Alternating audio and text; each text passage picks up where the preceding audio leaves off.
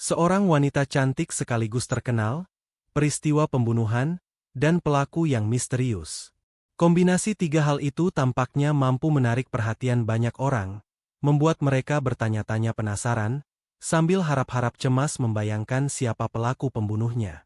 Kenyataan itulah yang terjadi pada kasus yang terkenal sebagai Black Dahlia Murder, kasus pembunuhan yang paling menarik perhatian dalam sejarah Los Angeles. Meski kasus itu menyedot banyak perhatian, bahkan sampai menciptakan histeria massa pada zamannya, kepolisian Los Angeles yang menangani kasus itu tak pernah mampu mengungkap siapa pelakunya. Bahkan kini, setelah 78 tahun berlalu, kasus Black Dahlia Murder masih memiliki daya tarik sekaligus masih misterius, karena siapa pelakunya belum terungkap. Pihak kepolisian bahkan secara resmi menyebut kasus ini tak terpecahkan. Yang menarik dari kasus Black Dahlia Murder bukan hanya karena siapa pelakunya tak terungkap, juga bukan karena si korban adalah wanita cantik yang terkenal. Ada karakteristik lain yang menjadikan kasus ini sangat menarik perhatian, hingga diliput media secara besar-besaran dan selama bertahun-tahun, yaitu faktor kekejaman dan kekejian di dalamnya.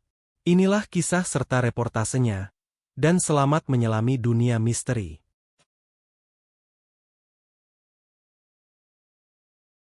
Kasus Black Dahlia Murder dibuka oleh Betty Bessinger, seorang wanita yang juga ibu rumah tangga. Pada 15 Januari 1947, Betty membawa anak perempuannya, yang berusia 3 tahun, ke sebuah toko sepatu di Los Angeles. Dia sedang melangkah perlahan di Leimert Park, ketika pandangannya tertarik pada sesuatu berwarna putih di dekat semak-semak. Benda berwarna putih itu mengingatkan Betty pada manekin yang biasa ia lihat di departemen store. Namun yang aneh, benda mirip manekin itu seperti telah terpotong menjadi dua bagian. Didorong penasaran, Betty melangkah mendekati objek itu. Sesaat kemudian, ia terkesiap saat menyadari apa yang dilihatnya waktu itu. Sesuatu yang ia sangka manekin ternyata mayat seorang wanita berkulit putih yang telah terpotong menjadi dua. Teriakan histeris Betty mengundang perhatian banyak orang di sana, dan polisi pun segera dihubungi. Dua polisi yang tiba di lokasi penemuan mayat itu adalah Frank Perkins dan Will Fitzgerald. Saat ditemukan di semak-semak, mayat wanita itu dalam posisi telentang, dengan lengan terangkat di atas bahunya. Kedua kakinya terbuka lebar dalam pose yang vulgar. Luka robek dan lecet memenuhi seluruh tubuhnya. Mulutnya tampak sobek, sehingga senyumnya melebar dari satu telinga ke telinga yang lain. Pada pergelangan tangan, pergelangan kaki, dan lehernya, terlihat adanya bekas jeratan tali, sehingga para penyelidik menyimpulkan ia telah diikat dan disiksa selama beberapa hari. Namun yang paling mengerikan dari mayat itu adalah kenyataan kalau tubuhnya telah dipotong dengan rapi di atas pinggang, sehingga terbelah dua. Polisi menyimpulkan, ia telah dibunuh di suatu tempat, lalu mayatnya dibuang ke Leimert Park pada malam hari. Hal itu terlihat dari tidak adanya darah pada tanah dan mayat itu. Si pembunuh mungkin telah membersihkan mayat tersebut sebelum dibuang ke tanah kosong di Leimert Park. Kasus pembunuhan dan mutilasi mengerikan ini segera menjadi prioritas utama kepolisian Los Angeles, yang kemudian menugaskan detektif Harry Hansen dan Finis Brown untuk menyelidiki. Ketika dua detektif itu tiba di lokasi, mereka menemukan tempat kejadian perkara telah dipenuhi oleh pejalan kaki dan reporter yang meliput. Harry Hansen segera membubarkan massa untuk mengamankan barang bukti yang mungkin tercecer di tempat itu. Belakangan, meski lokasi itu telah dibersihkan dari massa, Hansen dan Brown tidak menemukan apapun yang penting. Tidak ada senjata pembunuh ataupun jejak kaki. Setelah selesai diperiksa di tempat penemuannya, mayat wanita itu segera dibawa ke kamar mayat. Sidik jarinya dikirim ke kantor FBI di Washington untuk diidentifikasi. Sementara menunggu hasil pemeriksaan FBI, petugas otopsi memeriksa mayat itu dan mereka kembali menemukan beberapa detail mengerikan lainnya. Pada mayat itu ditemukan banyak cabikan di wajah, kepala, dan tubuhnya. Lalu terlihat ada tanda-tanda sodomi dan pemerkosaan, meski tidak ditemukan adanya sperma di dalam tubuhnya. Begitu mengerikan kondisi mayat itu, hingga dokter dan detektif yang paling tabah sekalipun mengalami syok saat melihatnya. Sementara itu, FBI yang memeriksa sidik jari mayat wanita tersebut telah menemukan identitasnya. Data yang dikirim FBI ke polisi Los Angeles menyebut bahwa mayat wanita yang ditemukan di Leimert Park bernama Elizabeth Short, berusia 22 tahun, dan berasal dari Massachusetts.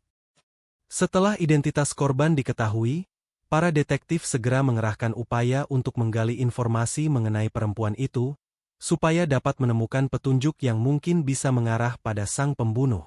Namun mereka tidak menyangka kalau yang akan mereka temukan selanjutnya menjadi misteri dan teka-teki yang sangat membingungkan. Jadi siapakah Elizabeth Short yang mati terbunuh itu? Elizabeth Short lahir pada 29 Juli 1924 di Hyde Park, Massachusetts. Di kalangan teman-temannya, dia akrab dipanggil Beth.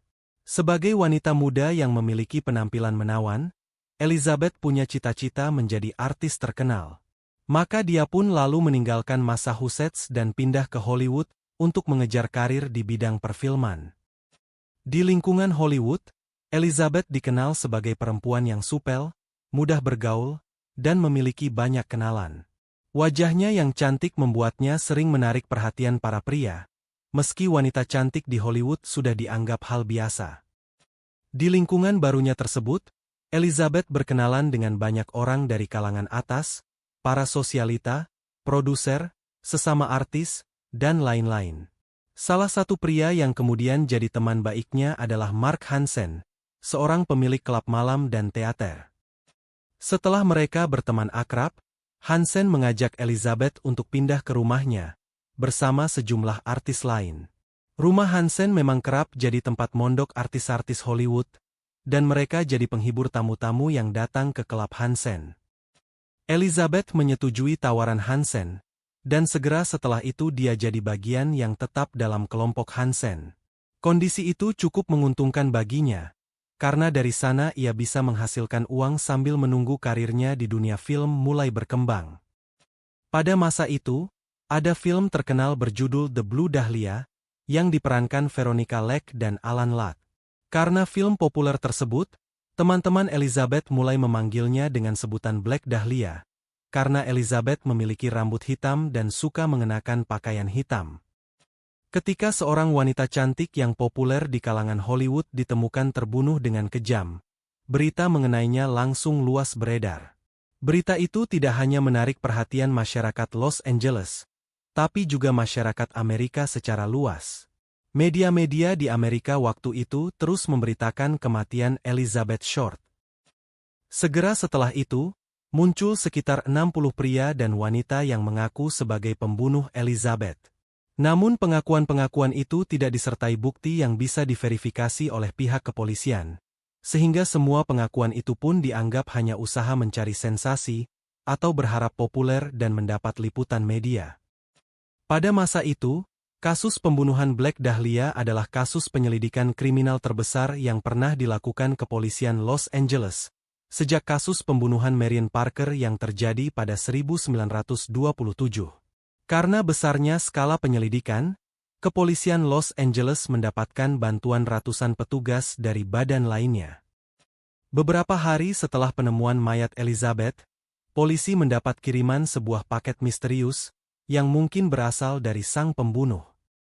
Paket itu tiba di kantor harian Los Angeles Examiner, yang lalu diteruskan ke polisi. Di dalam paket itu terdapat sebuah catatan yang terbuat dari guntingan-guntingan koran. Berbunyi, ini adalah barang-barang milik Dahlia. Surat akan menyusul. Di dalam kotak itu juga ditemukan kartu jaminan sosial milik Elizabeth, akte kelahiran, foto Elizabeth dengan rekan-rekannya, kartu nama, dan nota klaim untuk koper yang tertinggal di depot bus. Barang lain yang cukup menarik adalah buku alamat milik Mark Hansen, yang beberapa halamannya telah hilang. Polisi mencoba mencari sidik jari dari kotak dan barang-barang yang ada di dalamnya. Namun tampaknya si pembunuh sudah melakukan antisipasi. Tidak ada sidik jari apapun yang ditemukan pada barang-barang itu. Si pembunuh telah menghapusnya. Sementara surat menyusul yang dijanjikan sang pembunuh akhirnya memang tiba, namun tanpa petunjuk yang berarti.